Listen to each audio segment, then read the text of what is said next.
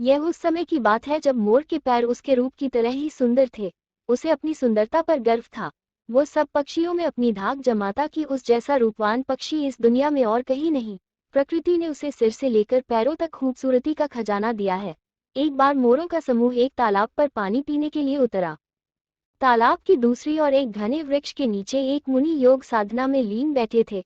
उनके पास ही एक सांप अपना फन उठाए मुनि को डंसने के लिए तैयार था। तभी मोरों के राजा चित्रगुप्त ने ये देखा।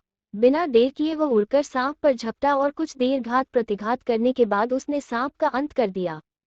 अब तक मुनि का ध्यान भी टूट चुका था। वो सारा माजरा समझ गए। उन्होंने खुश होकर चित्रगुप्त को कोई वर मांगने के लिए कहा। चित्रगुप्त ने अपने साथियों से विचार विमर्श किया और फिर उन्होंने मुनि से कहा, महात्मा, हम अपने पैरों से बहुत कुरूप हैं। आप अगर देना चाहते हैं तो ये दीजिए कि हमारे पैर सोने के हो जाएं। मुनि बोले, बहुत खूब। फिर कुछ देर के लिए अपनी आंखें मूंद ली और कुछ क्षणों के पश्चात ही सभी मोरों के पैर सोने के हो गए। मोरों को अपनी आंखों पर यकीन ही नहीं हो रहा था। उनकी सुंदरता और ज्यादा बढ़ गई थी। मारे खुशी के उनके पांव जमीन पर नहीं लग रहे थे। इसी प्रसन्नता में वह मुनि को धन्यवाद कहना ही भूल गए। तभी अचानक वर्षा होने लगी। ये देख मोर मस्ती में नाचने लगे। उन्हें मुनि की उपस्थिति का ध्यान भी ना रहा। उनके ऐसा करने से उनके पैरों से उछले कीचड़ के कुछ छींटे मुनि के मुख पर पड़े। मुनि क्रोधित हो उठे और बोले, घोर अपमान!